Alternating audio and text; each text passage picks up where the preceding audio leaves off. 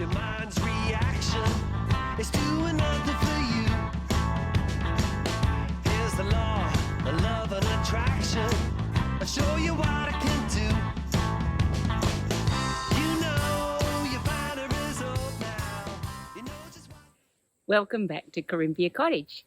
Today we're going to put a spotlight on one of our plants that we really love growing here, and it's called wing bean or Ophicarpus tetragonalobus.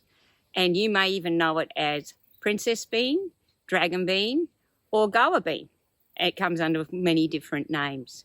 Now, we've been growing this bean for over 5 years now. Living in Bundaberg, Queensland, we're classed as a subtropical environment, but really we're closer to tropical. It gets stinking hot in the summer and we have periods of very intense rain. And that's where this bean comes into life. It actually just surpasses the normal humble green bean, which struggles to survive here, and it thrives on this really hot weather. So I'd like to say, if you want to grow a bean in summer, this is one of the best beans that you can grow. So now we're going to have a look at wing bean. And they grow on around 300 centimetres high. So that's the maximum growth. If you make sure you have a nice strong structure, and here you can see we've got a little bit of Rio for it to climb up, and then it's climbing on strings, not that strong, but anyway, it does here. We also make sure it's well-drained soil with good water, but they won't tolerate drought conditions, but then they don't like to be waterlogged either. So, fertile, well-drained soil is the best place to grow. From planting the seeds to the actual harvest is around 75 to 80 days. Now, these are actually a perennial plant, but here at the cottage, we've been growing them only as an annual. And in the winter time, we'll cut this rot back, dig it all back into the garden, and do our last harvest, because they do die back a bit with the cold weather. We haven't noticed any pest issues, although I have read that they can get aphid and also moulds, like sooty mould, etc. So just be aware that you may get some in the plant, and so they'd be your common issues. The blue flowers, which are really pretty, will attract many beneficial insects to your garden. And there was earlier this morning, everything was buzzing around, and also pollinators. And being a legume, this plant's going to be great for your soil, so it has its nitrogen fixing properties. We have noticed in the really hot sun that the new shoots do tend to get a little bit burnt, but that seems to settle down once the weather cools a little. So just be aware of that. It looks a bit yucky. I would worry about it. These plants still produce quite well, so it doesn't seem to be any problem for it. All parts of this plant are edible. So starting from ground level, the roots are used as a potato substitute and can be fried, boiled or steamed.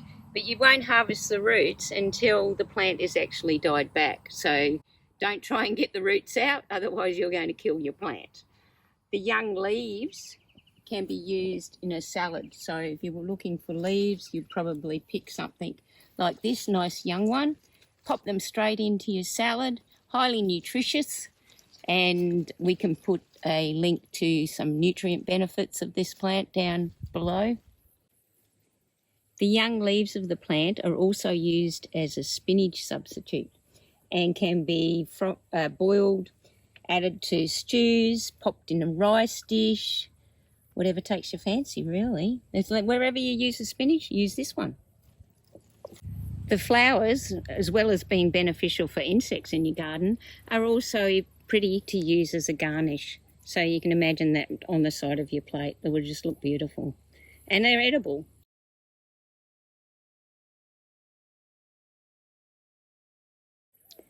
Young pods start out very tiny, so they'll be like this size.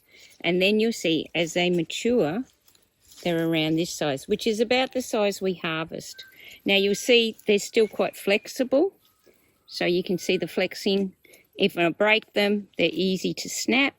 Now they can be sliced and popped straight into your salad. You can eat them raw off the plant, and you can either steam them, boil them, stir fry them. I just use them wherever I use beans.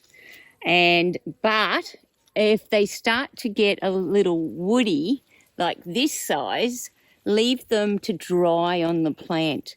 Now these beans are very high in protein, so you've got a really good protein source with this bean. Use them in most of your meals if you can.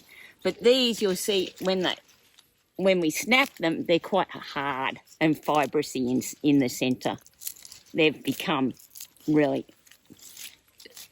not good to eat, but they're starting to mature. When the bean is completely dry on the plant, you can harvest them and just pop them off, and you'll see inside the seeds. They're an amazing seed and can be used as a dried bean. They're highly nutritious and also very high in protein. So these beans are edible. They can be boiled, fried or roasted. But don't forget, like any other dried bean, you do need to soak them for a while before you eat them. So there you go. You get quite a few seeds per pod. The other part of this one is remember to keep some of these for next year's season. We notice at the cottage that every year we plant these, they seem to get a bit hardier. They get acclimatised to our weather, which is a fantastic thing about seed saving. And this dried pod returns back to the soil. You can even pop it back into your soil as a beautiful compost. These wonderful beans have a slightly nutty flavour, very enjoyable, so great for addition to any meal. So if you're ready for a great taste adventure, why not try wing bean? We usually plant in the spring and we harvest in summer. It's very, as you can know, Bundaberg's very hot climate, but we have heard that you can grow these in a cooler climate as well. You may need to look after them a little bit better, maybe put them in greenhouses or shelter the beans from the cold a little, but give them a go. It's a wonderful plant. It's actually known as supermarket on a stem. If you have any questions or you'd like any information about wing bean, please leave us a comment below and we'll get back to you as soon as we can. Don't forget to be as self-reliant as you can, but sufficiency does come from community. If you could, please like, share and subscribe to our channel, and you will keep up with all the latest videos that we're releasing. Thanks a lot. Hope you have a great day in your garden.